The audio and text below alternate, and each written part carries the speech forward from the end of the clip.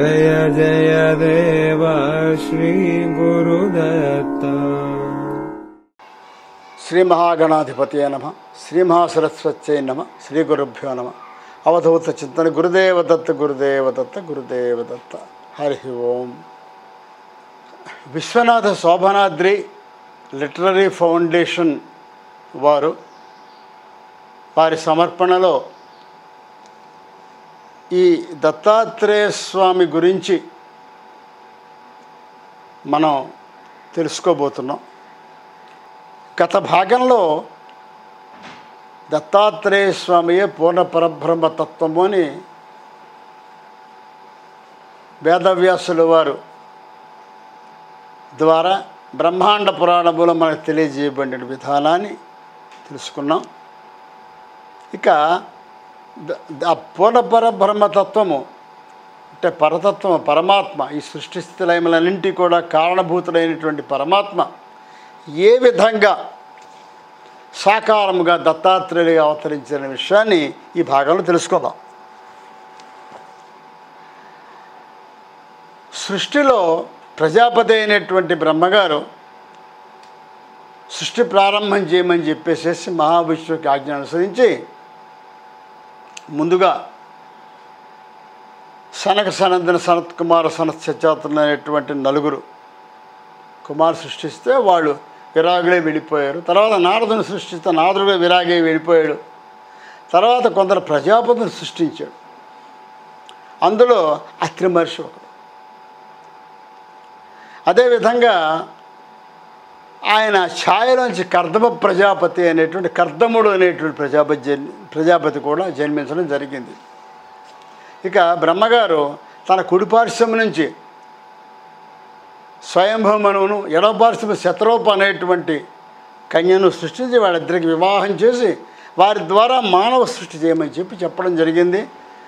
వారిద్దరికీ వివాహం జరిగిన అనంతరము వారికి 3 కుమార్తెలు 2 కుమారులు కలిగారు. ఉత్తానపాదుడు, ప్రియంవదుడు అనేటువంటి 2 కుమారులు, ఆకూతి, ప్రసూతి, దేవహూతి అనేటువంటి 3 కుమార్తెలు జన్మించడం జరిగింది. ఆ ఉత్తానపాదుడు కుమారుడే ధ్రువుడు. ఇందులో ఈ దేవహూతిని బ్రహ్మగారి యొక్క ఆజ్ఞానుసారము కర్దమ ప్రజాపతికి వివాహం చేసినప్పుడు వారికి 9 కుమార్తెలు కలిగారు. ఆ 9 కుమార్తెల్లో అనసూయ అనేటువంటి ఒక కుమార్తెను అత్రి మహర్షికి వివాహం చేయడం జరిగింది. అత్రి అనసూయ దంపతులను మీరు సృష్టిని పెంపొందించండి అని చెప్పి బ్రహ్మగారు ఆదేశించినప్పుడు అత్రి మహర్షి ఆయన విరాగి, నిస్సంగుడు. ఆయనకి ఏ విధమైనటువంటి సంగములు అంటే ఏ విధమైనటువంటి కోరికలు, ఏ విధమైనటువంటి వాంఛలు లేవు ఆయనకి. మహర్షి యొక్క దృష్టి ఎప్పుడూ కూడా లోక కళ్యాణం మీదే ఉంటుంది.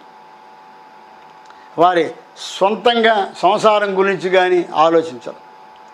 ఇంకేదో అద్భుతంగా చేయాలి, ఇంకా అద్భుతాలు చేయాలి, మనం ఇవి కోరుకోవాలి, అవి కోరుకోవాలి అనేటువంటి కోరికలు వాళ్ళకు ఉండవు.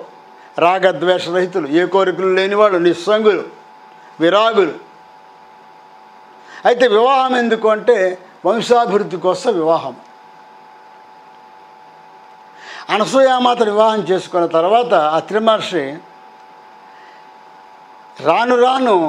రాబోయే కాలంలో మానవులు చాలా దుర్మార్గులుగా, దుర్లక్షణాలతో, అందులో ముఖ్యంగా రాబోయే కలియుగాల్లో చాలా విపరీతమైన ప్రవర్తనలతో ఉంటారు. ధర్మగ్లాని జరుగుతుంది. కాబట్టి వీటన్నిటినీ సరిచేయడానికి ఒక గురుస్వరూపం అవసరమవుతుంది.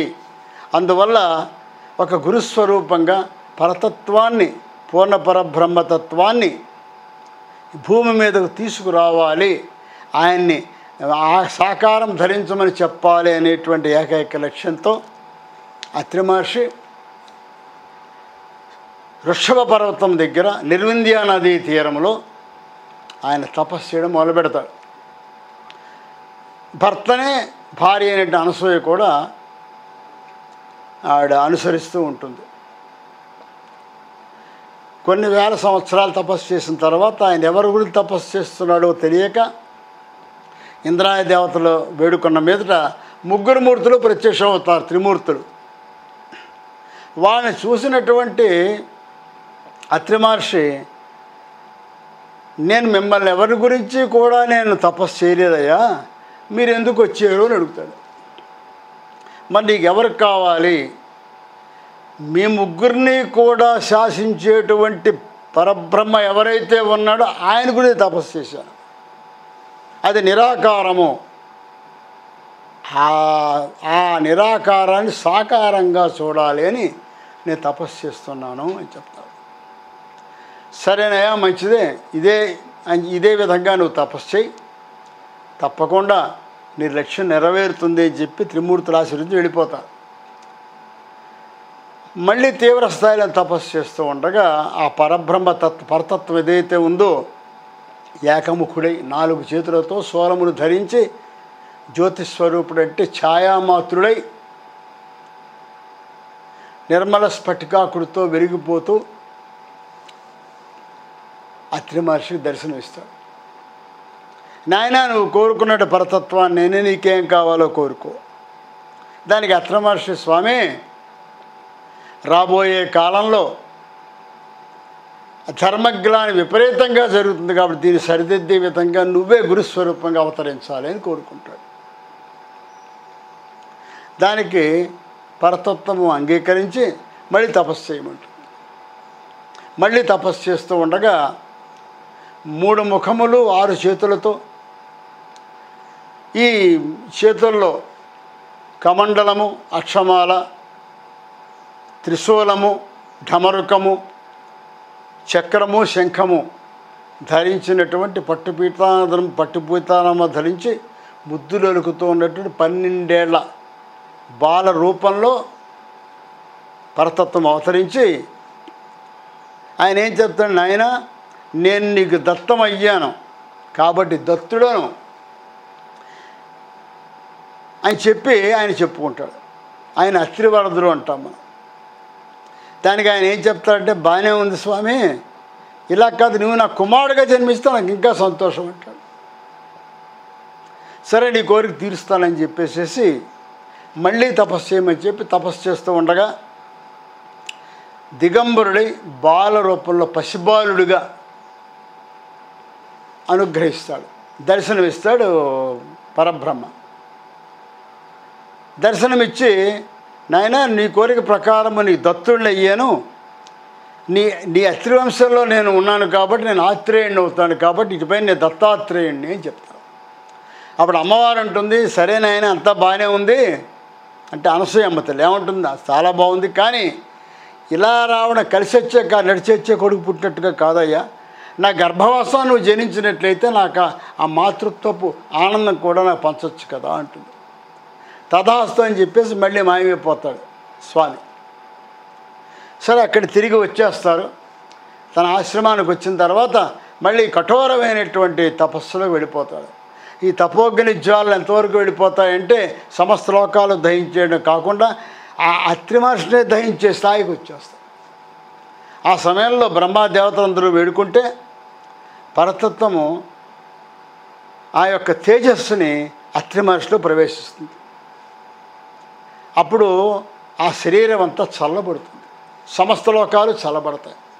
అందువల్ల కాలాగ్నిని శమింపజేసాడు కాబట్టి ఆయన కాలాగ్ని శమన దత్తుడు అవుతాడు. సరిగ్గా అదే సమయంలో ఈయన కళ్ళు తెరిచి చూసేసరికి ఎదురుకుండా అతిలోక సౌందర్యవతి అయినటువంటి అనసూయమాత దివ్యమైన సౌందర్యంతో విలసులతో కనబడితే, ఓహో, ఇదే సరైన సమయము, పరబ్రహ్మ జన్మించడానికి ఇంతకంటే అద్భుతమైన ముహూర్తం మరొకటి లేదని చెప్పేసి తన కళ్ళల్లోంచి ఆ దివ్యమైనటువంటి పరతత్వం యొక్క తేజస్సుని అనసూయమాత గర్భంలో ప్రవేశపెడతాడు అత్రి మహర్షి. అది మార్గశిర శుద్ధ సప్తమి నాడు జరుగుతుంది. ఆ విధంగా ప్రవేశపడ్డబడ్డటువంటి తేజస్సు 9 రోజులు 9 నెలలుగా భావన చేసి ఒకానొక మార్గశిర పూర్ణిమ నాడు అనసూయమాత గర్భము నుండి ఒక లీలా బాలుడుగా జన్మించడం జరుగుతుంది. ఆ బాలుడే దత్తాత్రేయుడు. ఈయన ఎందుకు వచ్చాడు అంటే గురుస్వరూపంగా వచ్చాడు. గురుస్వరూపం అంటే ఆది గురువు ఆయనే. ఎంతోమంది గురువులు ఉన్నారు. శ్రీరామచంద్రమూర్తికి వశిష్ఠుల వారు గురువు. శ్రీరామచంద్రుడు మోక్షరాముడు, ఆయన సాక్షాత్తు పరబ్రహ్మ. శ్రీకృష్ణ పరమాత్మ, ఆయనకి సాందీప్ అనే గురువు ఉన్నాడు. కృష్ణస్థ స్వయం భగవన్ అన్నారు. దిగి వచ్చినటువంటి పరతత్వమే శ్రీకృష్ణ పరమాత్మ. కానీ చిత్రం ఏమిటంటే దత్తాత్రేయుల వారికి ఎవరు గురువులు లేరు, ఆయనే గురువు. ఆయన ఆది గురువు, అసలు గురు స్వరూపమే ఆయన, గురుతత్వమే ఆయన. అటువంటి దత్తాత్రేయుల వారు లీలాబాలుడుగా వర్ధిల్లుతూ వెలసిల్లుతూ తదుపరి అనేక లీలలు చూపించడం జరుగుతుంది. మనకి ఈ దత్త భౌతిక చరిత్ర చాలామంది చెప్తూ ఉంటారు. దాని గురించి మనం పక్కన పెట్టి దత్తాత్రేయ స్వామి వంటి విశేషాలు తెలుసుకుందాం. ఆయన గుణగణాలు ఏమిటి, ఆయన రూపం ఏమిటి, ఇటువంటివి మనం తెలుసుకుందాం. లీలా విశేషాలు, ఆ కథలు, నౌషుడి కథ, విష్ణుదత్తుడి కథ, అలాగే మదాలస కథ, ఇవన్నీ కూడా ఎప్పుడైనా అవకాశం ఇప్పుడు చెప్పుకోవచ్చు. ప్రస్తుతం దత్తస్వామి యొక్క రూపలావణ్య విశేషాలు, ఆయన లక్షణము, ఆయన తత్వము తెలుసుకుంటే చాలా ఆనందంగా అద్భుతంగా ఉంటుంది. దత్తస్వామిని బాలోన్మత్త పిశాచ వేషాయ అంటారు. మాలామంత్రంలో చెప్పబడింది. దత్తోపనిషత్తులో 2వ కాండములో ఉన్నటువంటి మాలామంత్రములో దీన్ని స్వయంగా దత్తస్వామి సిద్ధులు ఉపదేశం చేయడం జరిగింది సిద్ధరాజ అవతారంలో. అందులో బాలోన్మత్త పిశాచ వేషాయ అంటారు. అంటే దత్తుడు ఏ రూపంలో ఉంటాడో ఎవరికీ తెలియదు. దత్తస్వామి రూపం మితమిద్దమని ఇప్పటివరకు ఎవరు చెప్పలేకపోయారు. అనేక మంది భౌతిక దర్శనం పొందినా కూడా ఒక్కొక్కరికి ఒక్కొక్క రూపంలో దర్శనమిచ్చాడు దత్తుడు. కొందరికి ఏకముఖుడే దర్శనమిచ్చాడు, కొందరికి త్రిముఖుడే దర్శనమిచ్చాడు, కొందరికి బాలుడుగా, కొందరికి ఉన్మత్తుడుగా, కొందరికి పిశాచ రూపంలో అంటే భయంకరుడుగా, అనేక రూపాల్లో. కార్తవీర్యార్జునుడికి ఒక కళ్ళు తాగుతూ అనేక మంది ఉన్న భయంకరాకారుల మధ్య ఒక స్త్రీని అస్తవ్యస్తంగా వస్త్రం ధారణ చేసే స్త్రీ తొడ మీద కూర్చోబెట్టుకుని సరసాలు ఆడుతూ కనిపించాడు కార్తవీర్యార్జునుడికి. ఇంద్రుడికి అలాగే కనిపించాడు, పరశురాముడికి అలాగే కనిపించాడు, విష్ణుదత్తుడికి అయితే మరీ భయంకరంగా కనిపించాడు. అక్కడ గాడిద, చచ్చిపోయిన గాడిదని పీక కండలని పీక్ ఆకులకి గద్దలకి వేస్తూ కనిపించాడు, కళ్ళు తాగుతూ కనిపించాడు. శ్మశానంలో కాలుతున్న శావంతాల యొక్క ఒక కండ పీకి కొరుకుతూ కనిపించాడు, అక్కడ కుక్కలకు వేస్తూ కనిపించాడు, చాలా భయంకరంగా కనిపించాడు. కాబట్టి ఏ రూపంలో కనపడుతుందో ఎవరికీ తెలియదు. కొందరికి పులి చర్మం కట్టుకుని కనిపించాడు, కొందరికి కృష్ణాజనం జింక చర్మం కట్టుకు కనిపించాడు, కొందరికి ధవళ వస్త్రములతో కనిపించాడు, శ్వేతవర్ణం తెల్లటి కాంతులు లేనటువంటి వస్త్రాలు కట్టుకుని, కొందరికి పట్టు పీతాంబరాలతో కనిపించాడు, కొందరికి దిగంబరుడిగా కనిపించాడు. కాబట్టి దత్తాత్రేయ స్వామి రూపం ఇదే అని చెప్పడానికి వీల్లేదు, ఏ రూపంలో ఉంటాడో తెలియదు. కానీ చాలామంది బాలోన్మత్త పిశాచ వేషాయ అంటారు. చాలామంది ఇది భౌతిక అర్థం ఏం చెప్పుకుంటారంటే బాలహ అంటే పసిబాలుడిగా కనబడుతూ ఉంటాడు, లేదా ఉన్మత్త అంటే పిచ్చివాళ్ళ కనబడుతూ ఉంటాడు, లేదా పిశాచవత్ అంటే పిశాచం అంటే భయంకరంగా ఉంటుంది. అంతే దెయ్యాలు పోతాడు, దేని రూపంలో రాడు, పిశాచంగా అంటే భయంకరాకారుడిగా కనబడుతూ ఉంటాడని చెప్తూ ఉంటారు. కానీ ఇందులో విశేషం ఏంటంటే ఇందులో ఉన్న అంతరార్థం ఏమిటి అనేటువంటి దానికి వెళ్ళిపోతే ఈ బాల ఉన్మత్త పిశాచ ఈ మూడింటికి ఇంకా ఉన్నటువంటి అర్థం తెలుసుకుంటే దత్తస్వామి యొక్క అపురూపమైన తత్వం ఏదో బోధపడుతుంది. బాల అంటే చిన్న బిడ్డ, చంటిపోయినవాడు, చిన్నవాడు, మాయామార్మం తెలియనివాడు. బాలుడు అంటే 5 సంవత్సరాల వరకు మాయామార్మం ఏం తెలియదు వాళ్ళకి, పసిబిడ్డకి అసలు తెలియదు. వాడికి మాయకి వాస్తవానికి బ్రహ్మము తేడా ఏమి తెలియదు, ఏ విధంగా సంకల్పాలు ఉండవు, నిస్సంకల్పుడై ఉంటాడు, నిస్సంగుడై ఉంటాడు. వాడికి జాగ్రత్త సుషుప్నావస్థలు, జాగ్రత్త అవస్థ, నిద్రావస్థ, సుషుప్నావస్థ. ఈ 3 అవస్థలు కూడా వాడికి తెలియకుండా జరిగిపోతూ ఉంటాయి. వాడి దేనికైనా బాధ్యత వహించడు. ఏ విధంగా సంకల్పములు ఏముండవు. నాకు ఇది కావాలని సంకల్పం ఉండదు. ఆ తల్లి వచ్చి ఆ సమయానికి పోస్తే పాలు తాగుతాడు, హాయిగా పడుకుంటాడు. గట్టిగా ఏడుస్తాడు ఏ చేమల్లో కుడితే. అందుకని ఇంకేం ఉండదు. ఇది కావాలనే కోరాలని తెలియదు, ఇది అక్కర్లేదని విసిరి కొట్టడం తెలియదు. అదేవిధంగా అంటే అసలు మాయ అంటే ఏమిటో తెలియదు, అది బాలతత్వం. కాబట్టి ఈ అంటే ఏమీ తెలియనటువంటి ద్వంద్వమునకు అతీతమైన స్థితి. మాయ తెలిస్తే వాస్తవం తెలియాలి కదా. మాయ తెలియని వాస్తవం తెలిసే అవకాశం లేదు. ఏదైనా కోరికుంటే దాన్ని ఎలా తీర్చుకోవాలో కామం ఉంటుంది కదా. ఈ 2 లేకపోతే ఏమీ లేదు, తెలియదు. కాబట్టి ద్వంద్వమునకు అతీతమైనటువంటిది బాలస్వరూపము. అంటే దత్తాత్రేయులో ద్వంద్వాతీతుడు అనేటువంటి విషయం బాల అనేటువంటి విషయంలో వస్తుంది. ఇక ఉన్మత్త అంటే పిచ్చివాడు, పిచ్చి చేష్టలు. ఉన్మత్త బాగా మత్తు ఎక్కిపోయినాడు ఏం చేస్తాడు, ఏంటంటే పిచ్చిగా మాట్లాడుతూ ఉంటాడు, కొడతాడు, తిడతాడు. ఇక్కడ ఉన్మత్త అంటే అర్థం ఏమిటి అంటే అందరినీ కొడతాడు, తిడతాడని కాదు. సాధారణంగా అవధూతలు అనేటువంటి వాళ్ళు పిచ్చివాళ్ళలో ఉంటారు. అంత మాత్రం పిచ్చివాళ్ళంతా మాత్రం అవధూతలు కాదు. ఇక్కడ ఉన్మత్త అంటే అనేటువంటిది అనంతమైనటువంటి తత్వాన్ని సూచిస్తుంది. అనేటువంటిది అమృత బీజం. అది అంటే అనంతము యొక్క జ్ఞానములోంచి అమృతతత్వాన్ని ఆస్వాదిస్తూ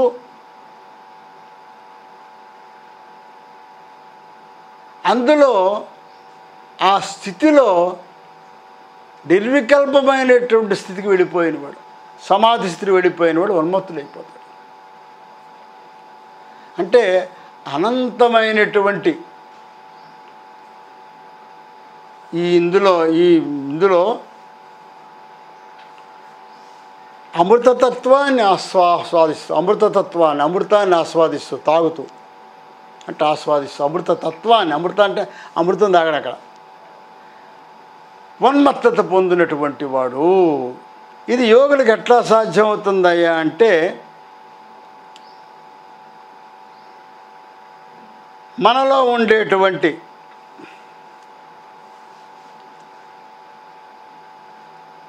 వాయువులు, పంచవాయువులు ఉంటాయి కదా. ప్రతి మనిషిలో కూడా జీవుల సంగతి పక్కన పెడదాం. 6 చక్రములు ఉంటాయి, 5 వాయువులు ఉంటాయి. 10 వాయువులు అంటే ముఖ్యంగా చెప్పి 5 వాయువులు. ప్రాణ, వ్యాన, అపాన, ఉదాన సమానములు. షట్చక్రములు అంటారు. సహస్రారం కూడా 7 చక్రాలు అవుతాయి. మూలాధార, స్వాధిష్టాన, మణిపూరక, అనాహుత, విశుద్ధ అజ్ఞాచక్రములు 6 చక్రములు. పైన సహస్రాలు ఉండదు బ్రహ్మరంధ్రంలో. వీటన్నింటినీ కూడా ఛేదించుకుంటూ వెళ్ళేటువంటి వాయువు ఏదంటే ఉదాన వాయువు. కుండలిని శక్తిని నిద్రలేపి తద్వారా మూలాధారం నుంచి ఒక్కొక్క చక్రమును ఛేదించుకుంటూ అజ్ఞాచక్రం వరకు తీసుకువెళ్ళేటువంటి బాధ్యత ఉదాన వాయువు. అంటే ఉదానము ద్వారా సుషుమ్నను పైకి తీసుకువెళ్తూ అజ్ఞాచక్రవానికి వెళ్ళి అక్కడి నుంచి బ్రహ్మరంధ్రం నుండి వచ్చేటువంటి అమృతాన్ని ఆస్వాదించేటువంటి యోగి ఏ స్థితిలో ఉంటాడు? నిర్వికల్ప సమాధిలో ఉంటాడు. దాన్ని ఉన్మత్త స్థితి అంటారు. కాబట్టి ఇక్కడ ఉన్మత్త అంటే అర్థం ఏంటంటే అటువంటి యోగులు అనుగ్రహించేటువంటి వాడు. అంటే ప్రతి జీవిని కూడా ఆ స్థాయికి తీసుకువెళ్ళేటువంటి వాడు ఉన్మత్తుడు. అంటే దత్తుడు ఉన్మత్తుడు కాడు. దత్తుడికి ఈ షట్చక్రములు వీటిని ఛేదించాలి అవసరం లేదు. ఆయన క్రియారహితుడు. ఎవరైతే సాధన ద్వారా అజ్ఞాచక్రం వరకు కూడా సుషుమ్న తీసుకుని వెళ్ళి అక్కడి నుంచి వచ్చేటువంటి అమృతాన్ని ఆస్వాదించి పరమయోగులవుతారో, ఎవరైతే నిర్వికల్ప సమాధిలో ఆత్మసాక్షాత్కారాన్ని పొందుతారో వాళ్ళు ఉన్మత్తులు. వారిని అనుగ్రహించే విధమైనటువంటి పరతత్వమే దత్తాత్రేయుడు, ఆయన లక్షణం. బాల ఉన్మత్త. ఇక పిశాచవత్. పిశాచం అంటే దెయ్యం భూతం కాదు. ఇక్కడ పిశాచవత్ అంటే సాధారణంగా పిశాచము అనేటువంటిది రూపము లేనటువంటిది, రూపరహితమైనటువంటిది. పిశాచాలు ఏకాంతాన్ని కోరుకుంటాయి, జనాల్లోకి రావాలని కోరుకో ఎప్పుడు కూడా. ఏకస్తప అంటారు, అంటే ఏకాంతాన్ని కోరుకుంటూ ఉంటాయి, దూరంగా పారిపోతాయి, దగ్గరలోకి రావు, శ్మశానంలో ఉంటాయి. అంటే శ్మశానంగా ఎవడు రాడు కాబట్టి, ఎవడు శ్మశానంలో కూర్చుని మకాం పెట్టడం. ఇదే విధంగా ఇక్కడ పిశాచవత్ అంటే సంకల్పరహిత స్థితి చేరిపోవడం. ఎందుకంటే ఇప్పుడు శ్మశానంలో ఎవడు సంకల్పం చేసి ఇక్కడ ఇల్లు కడతానో లేదా ఇక్కడే ఉంటాను ఇక్కడే పోవడం ఎవడు కోరుకోడు, ఇలాగే అయిపోతారు. శ్మశాన వైరాగ్యం. శ్మశానానికి ఎవరైనా అడుగు పెట్టామంటే ఇప్పుడు వెళ్తాం, ఎప్పుడో వెళ్తాం, ఎవరైనా బంధువులను పోయినప్పుడు వెళ్తాం. వెళ్ళినప్పుడు ఏం చేసుకుంటాం, అక్కడ వైరాగ్యమే. అబ్బాయి ఇక్కడ సైట్ చాలా బాగుందండి, ఇక్కడ ఎంత ఉంటుంది ఎక్కడ ఎవడో అనుకోడు, ఏదో ఇక్కడ ఏదో కట్టేసుకుని ఎవడో అనుకోడు, బుద్ధిని ఎవడో అనుకోడు. అక్కడంతా వైరాగ్యం ఉంటుంది, ఏ విధమైన సంకల్పాలు ఉండవు అక్కడ. అంటే ఎప్పుడైతే ఈ షట్చక్రముల్లో ఉండి ఈ కుండలిని శక్తిని ప్రేరేపణ చేసి ఉదాన వాయువు ద్వారా 6 చక్రములు నిర్వీర్యం చేసుకుంటూ వెళ్ళిపోయి అజ్ఞాచక్రము దగ్గరున్నట్టు వెలుగుకి అక్కడ వరకు వెళ్ళిన తర్వాత మనస్సు అనేటువంటిది ఉండదు. అక్కడ మనస్సు సంకల్పములో లయమైపోతుంది, నిస్సంకల్పం అయిపోతుంది. దాని శ్మశానం అంటారు. సంకల్పరహితమైనది శ్మశానం. అక్కడికి వెళ్ళినప్పుడు అది ఏకాంత స్థితి. అటువంటి స్థితి పిశాచవత్ అంటారు. అటువంటి స్థితిని అంటే సంపూర్ణముగా యోగ సాధన ద్వారా అజ్ఞాచక్రాన్ని వరకు నీ కుండల్ని తీసుకుని వెళ్ళి సమస్తమైనటువంటి 6 చక్రములు నిర్వీర్యము చేసి అక్కడి నుంచి సహస్రార పద్మంలో ఉన్నటువంటి పరమాత్మ దర్శనాన్ని పొందించేటువంటి స్థితి పిశాచ స్థితి. అందువల్ల పిశాచవత్ అన్నారు. సో బాలోన్మత్త పిశాచాయ అంటే ఏ విధమైనటువంటి మాయ, బ్రహ్మము మాయము తెలియకుండా ఉండే ద్వంద్వాతీత స్థితి, యోగ సాధనలో తురీయమైన స్థాయిని చేరేటువంటి స్థితి, ఇటువంటి స్థితిని బాలోన్మత్త పిశాచ అంటారు. ఇది దత్తాత్రేయుల వారికి అన్వయించేటువంటి ఒక లక్షణం. అంటే దత్తాత్రేయుల వారి ద్వారా మనం అనుగ్రహింపబడేటువంటి లక్షణం ఇది. అంతేగాని దత్తుడు బాలరూపంలో కనబడతాడు, పిశాచంలా కనబడతాడు, అలాగే దత్తుడు ఉన్మత్తుల పిచ్చివాళ్ళ కనబడతాడు. చాలా చోట్ల కొన్ని రూపాల్లో కనబడడం మనకు తెలుసు. ఈ మధ్య కూడా చాలామంది వీడియోలు వస్తున్నాయి. ఎవరో ఒక మహానుభావుడు హిమాలయాల్లో కనబడ్డాడు, 4 కుక్కలు వెంటేసుకొని మా సైనికులకి జై శ్రీరామ్ అంటూ దిగంబరుడే ఆ హిమాలయాల్లో మంచి కొండ లోపలికి వెళ్ళిపోయాడు. మహానుభావులు ఉంటారు, దత్తులే కావచ్చు, చెప్పలే, ఏ రూపంలో వస్తారు కాబట్టి దత్తులే కావచ్చు. కాబట్టి దత్తతత్వంలో మొట్టమొదటి మనం తెలుసుకోవాల్సింది బాలోన్మత్త పిశాచ వేషాయ, ఇది తెలుసుకున్నాం. ఇక దత్తస్వామి ఆయన యొక్క ఇంకొక ముఖ్యమైన లక్షణం అంటే స్మర్తృగామి అనేటువంటిది ఆయన లక్షణం. స్మర్తృగామి అంటే పిలిచిన వెంటనే పరిగెట్టుకు రావడం. స్మరణ మాత్ర సంతుష్టాయ, స్మరణము మా చేత మాత్రమే ఇలా స్మరించగానే స్మర్తృగామి, పిలవగానే పరిగెట్టుకు వచ్చేస్తాడు, ఏమాత్రం ఆలోచించాడు. అది ఆయన లక్షణం. దీన్ని పరీక్షించాలనుకున్నాడు దళాధర మహర్షి. రుద్రాయమణ తంత్రంలో వస్తుంది. రుద్రాయమణ తంత్రంలో 2వ ఖండంలో దత్తాత్రేయ వజ్రకవచం అనేటువంటి భాగంలో దలాదన మహర్షి అనేటువంటి గొప్ప మహర్షికి ఒక ఆలోచన పుడుతుంది. దత్తాత్రేయులు వారు ఆయన అపారమైన దత్తభక్తుడు, మహా ఉపాసకుడు, దత్తుడు అంటే ప్రాణం. అటువంటి వాడికి ఒక బుద్ధి పుడుతుంది, దత్తుడిని స్మర్తుడిగా ఏమంటే నిజమేనా పరీక్షించాలనుకుంటాడు. ఇక్కడ భగవంతుడు పరీక్షిస్తున్నాడు, అది విశేషం. అసలు దత్తుడు అందరినీ పరీక్షిస్తాడు, ఇక్కడ దళాదుడు దత్తుని పరీక్షిస్తున్నాడు. పరీక్షించాలనుకున్నాడు. దత్తా అన్నాడు. వెంటనే వచ్చాడు. ఏం నాయన చెప్పి ఏం కావాలని అడిగాడు. దత్తుడు ఎదురుకుండా వచ్చి నించున్నాడు. పిలవగానే వచ్చాడు. స్మతృగామి క్షణే క్షణే. రుద్రయామణ తంత్రంలో దత్తస్వామి యొక్క ఆ రూపవర్ణంలో వస్తుంది. ఆయన ఎప్పుడు సిద్ధంగా ఉంటాడు. ఎవరు పిలుస్తారు వెళ్ళిపోదామని చెప్పేసి, ఎవరు పిలిస్తే వెళ్ళి వాళ్ళని అనుగ్రహిద్దామని చెప్పేసి. అప్పుడు ఆశ్చర్యపోవడం, బాధపడడం దలాదన మనిషి వంతే. అయ్యో ఎంత పొరపాటు, ఎంత తప్పు చేశాను స్వామి, నిన్ను నేను పరీక్షించానయ్యా, నేనెంత, నా బతుకెంత, అణుమాత్రుని నేను.